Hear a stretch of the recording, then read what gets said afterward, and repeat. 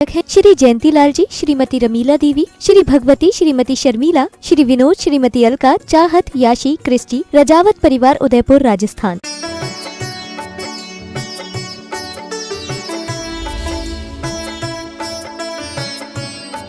क्या करूं पत्थर अहम का है कि ये गलता नहीं।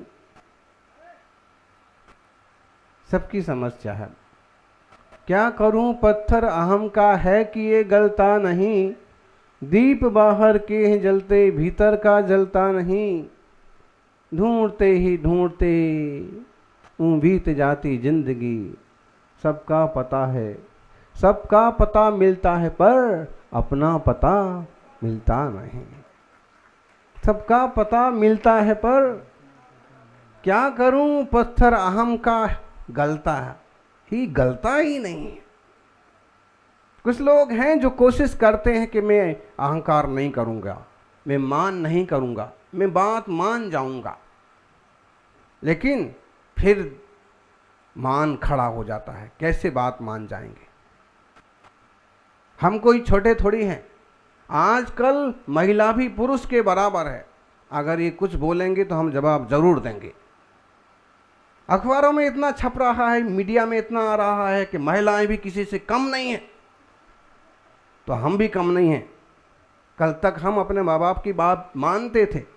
माँ ने कहा था, बेटा ससुराल में जाना, ससुर जी को पिताजी समझना, सासू जी को माँ समझना और पति को पति देव समझना। और अभी तक तो हम समझ रहे थे, लेकिन अब हमने सास बहू सीरियल देख लिए हैं। अब हम भी तो बराबर हैं। भाई आप बराबर हैं। महावीर भगवान कहते हैं, प्रत्येक आत्मा, हर आत्मा होनहार परमात्मा है। आप छोटे नहीं हैं, लेकिन लोक व्यवहार चलाने के लिए भी मृदुता बहुत जरूरी है। सभी अगर बड़े बड़े बन करके खड़े हो जाएंगे तो छोटा कौन बचेगा? अरे भाई, कोई छोटा है तभी तो कोई बड़ा है।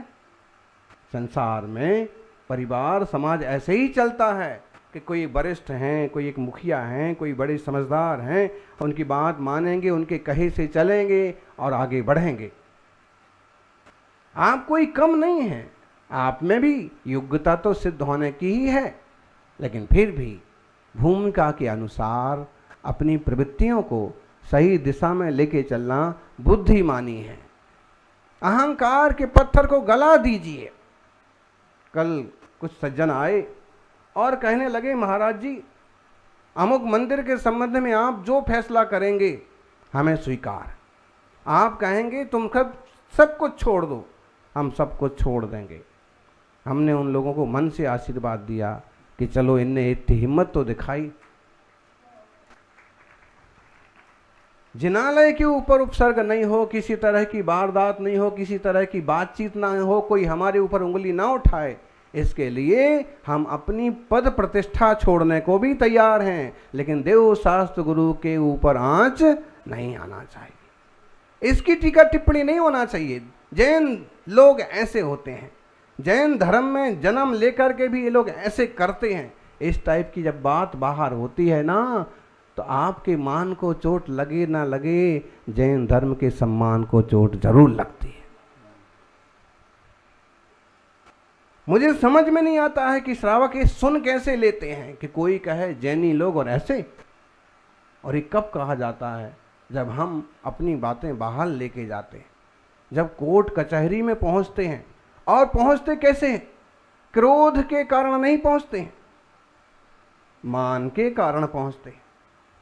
क्रोध तो भाई आया गया हो गया, लेकिन क्रोध भी तभी आता है जब मान को ठेस लगती है।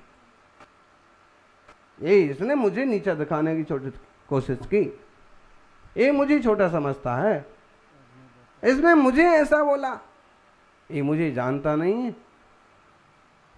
अरे भाई, पहले आप तो खुद को जान लो। आप खुद ही खुद को नहीं जानते हैं तो दूसरा आपको क्या जानेगा? आप अपने अनंत गुणों के गोदाम भगवान आत्मा को जानो, होनहान प्रभुता को पहचानो। आप अपने को पहचान लोगे, आप इतने शांत हो जाओगे, आप इतने निरासक्त हो जाओगे आप निज को जान करके इतने वितराग हो जाओगे कि दुनिया आपो आप आपको जानेगी और नमस्कार करेगी। निर्मलता बढ़ेगी ना, मुनि मुद्रा आ जाएगी। मुनि मुद्रा ना आए तो श्रावक धर्म में वो आपका रूप बनेगा कि लोग कहेंगे भाई साहब की बात क्या है। सब कुछ होते हुए भी शांत सहज और आनंदित रहते हैं। क्यों? स्वतत्व को जाना है। समय सार में कहते हैं जावण वेद विशेषम तरंतु आदास वाण दौड़नपी अन्नाणी तावदसो कोहादिसु बट्ट रे जीवो। इस पर चर्चा हो चुकी है। 69 नंबर की गाथा है।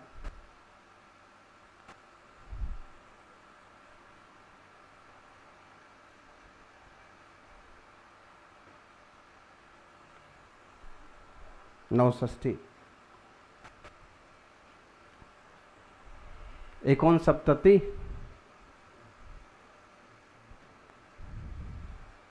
पंडित जी कह रहे थे इंग्लिश तो कठिन है लेकिन संस्कृत फिर भी सरल है। सरल है, प्राकृत भाषा वो हमारी भाषा है। थोड़ा सा तो अभ्यास करिए। जाओ ना वेदी विशेषम तरंतु आदास बाण दौड़नपी। बोले जब तक यह आत्मा आश्रव में और अपने आत्मा में अंतर नहीं जानता है तब तक क्रोध आदि रूप से बरतता है। और जब ये अंतर जान लेता है कि क्रोध मान माया लोभ ये मेरा निजी स्वभाव नहीं है, ये विकारी परिणाम है, मुझे ही त्रस्त करने वाला, मेरे से ही पैदा हुआ, मुझे ही नुकसान पहुंचाने वाला ये विकार है। और जब ऐसा जान लेता है तो व्यक्ति शांत रहता है। जब गुस्सा आता है तो नुकसान किसे होता है?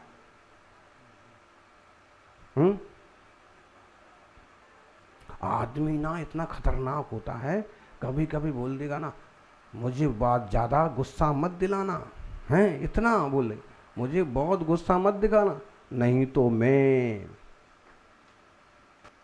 क्या बोलेगा, कुत्ते की औलाद हूं। किसको गाली दे रहा है?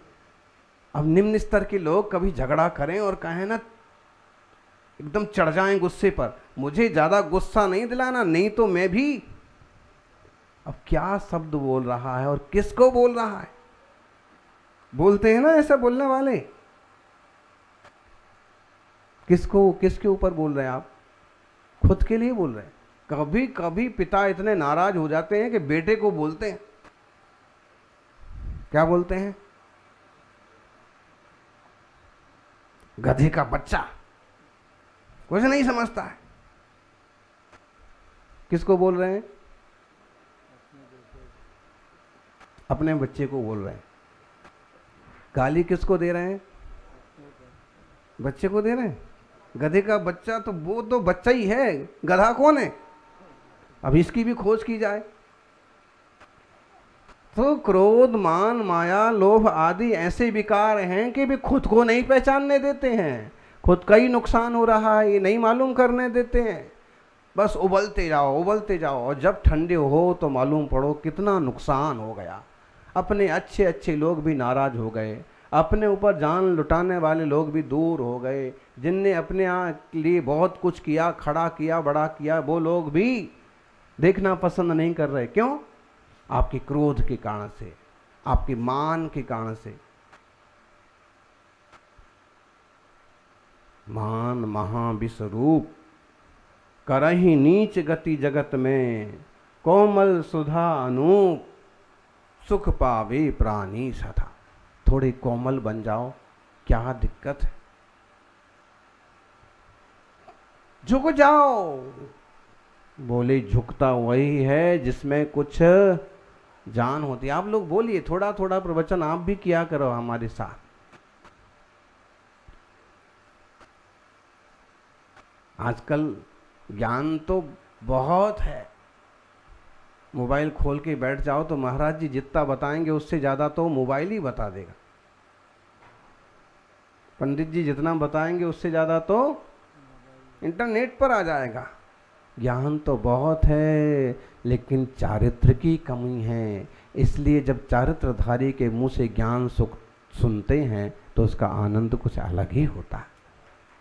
रुचता है कि बात ठीक कह रहे हैं, खुद पालन करते हैं तो अच्छा भी लगता है।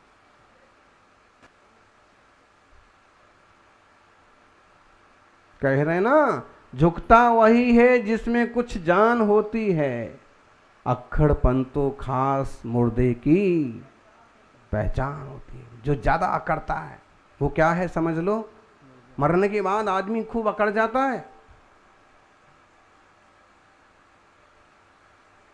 जब कभी रात को समाधि हो जाती है किसी साधक की, तो उनको संभालना पड़ता है, उसी आसन में पद्मासन की बैठा के रखना पड़ता है। तो कई बार ऐसा होता है कि इन्हें रस्सी से इस ढंग से बांध दो कि सधे रहें, लेकिन कई बार ये होता है कि भाई थोड़ी देर पकड़ के रखो, ये आपो आप सेटल हो जाएंगे,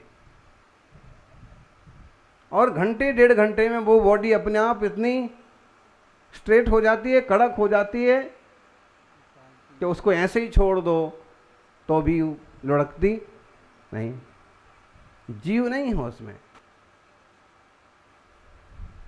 इसलिए अकड़, जब ज्यादा अकड़ आए तो ऐसे विचार करना, और अकड़ने से तो टूटना ही होता है। प्रेम मृदुता सिखाता है, अहंकार अकड़ना सिखाता है। इसलिए हृदय में मृदुता बढ़ाइए, कोमल हो जाइए। मान की बहुलता से मन टूटता है,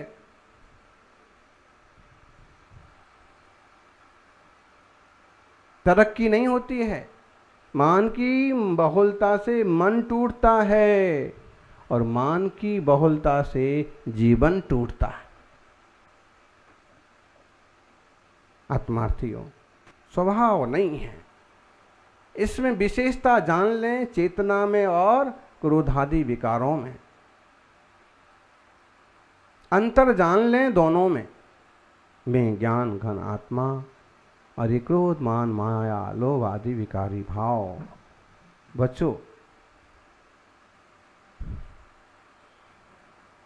ये ऐसे विकारी भाव हैं कि बिना बंदूक के ही वार करते हैं। देख लीजिए, गुस्सा आया,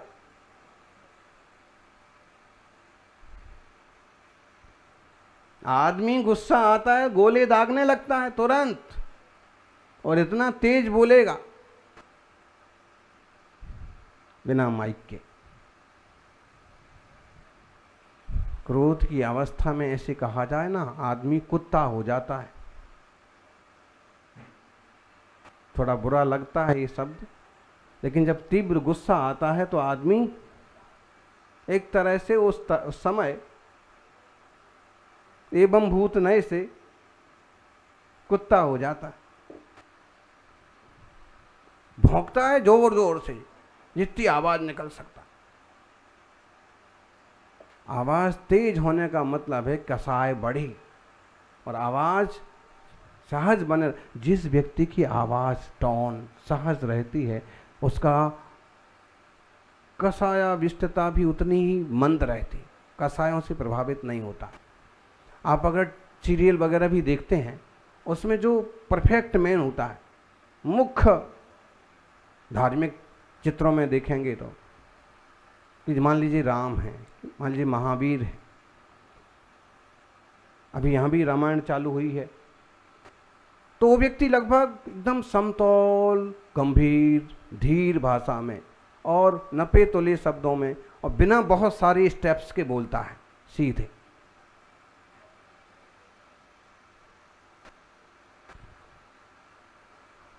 विलेन अलग पहचान में आ जाता है, कभी ठहाका लगाता है और कभी शांत रहना, धीमे बोलना, कम बोलना, काम का बोलना, ये अच्छे लोगों के चिन्ह हैं।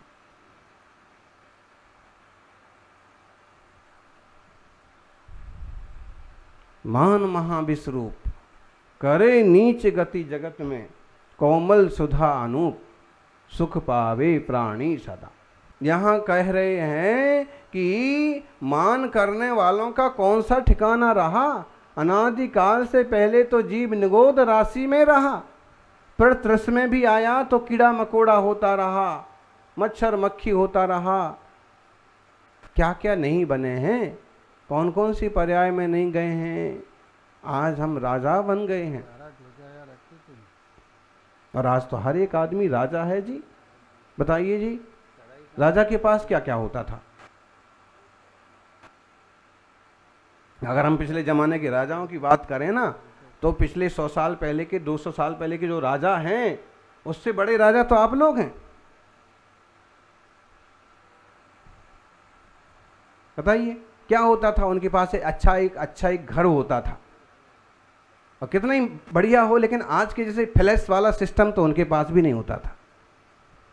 इस मामले में आप उनके पास एक अच्छा बढ़िया क्वालिटी का रथ होता था, लेकिन कितना ही बढ़िया रथ हो, आपकी क्वालिस की तरह भागता तो नहीं था। इसका मतलब है उनसे एक्स्ट्रा ऑर्डिनरी आप, उससे ज़्यादा आपके पास। उनके पास एक रानी होती थी, और रानी कितनी भी बढ़िया हो, लेकिन आज के जैसे लिपस्टिक उसके पास था, इतना बढ़िया तरह तरह का नेल पॉलिश था। इसका मतलब है रानी भी आपके पास पहले की अपेक्षा थोड़ी अच्छी है। उनके पास संचार के साधन होते थे, 2-4-10 दूत होते थे, और भागे भागे आते थे, महाराज की जय हो। आज ऐसा हो गया, वन में मुनिराज पधारे हैं, दूसरे तरह के राजा हुए तो अमुक राजा युद्ध के लिए आ रहा है, और ये अब बताइए दूत कितने ही भाग के आए, उसको 10 किलोमीटर 20 किलोमीटर से आने में भी 1-2 दिन लग जाएंगे, और आप तो यहाँ हिलो हिलो करते हो। है मोबाइल, इंटरनेट, मतलब है कि उस जमाने के राजा वाजा भी आपके सामने कुछ नहीं है। आप भी राजाओं से कम थोड़ी। इसका मतलब है इस तरक्की के युग में एक राजा जैसा जीवन आप जी रहे हैं। लेकिन अगर राजाओं की तरह आप बहक गए तो काम से गए, और राजा भरत चक्रवर्ती की तरफ आप धर्म को समझ गए तो समझ लो भव पार गए, तर गए। अवसर है जानने का, समझने का, होश में आने का। पहले के राजाओं को जो सुलभ नहीं था वो आज आपको सुलभ है। बोलिए, पहले के राजाओं के पास क्या होता था। राम जी के पास क्या है, धनुष बाण, कब निकालेंगे, कब चढ़ाएंगे, कब छोड़ेंगे, और आप बंदूक वाले।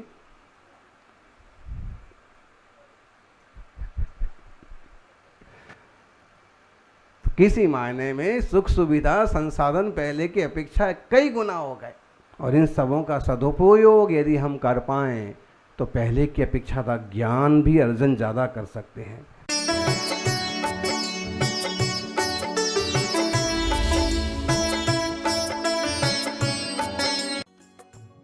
इस कार्यक्रम के पुण्यार्जक थे श्री जयंतीलाल जी, श्रीमती रमीला देवी, श्री भगवती, श्रीमती शर्मिला, श्री विनोद, श्रीमती अलका, चाहत, याशी, क्रिस्टी, रजावत परिवार, उदयपुर, राजस्थान। श्री सम्मेत शिखरजी सिद्ध क्षेत्र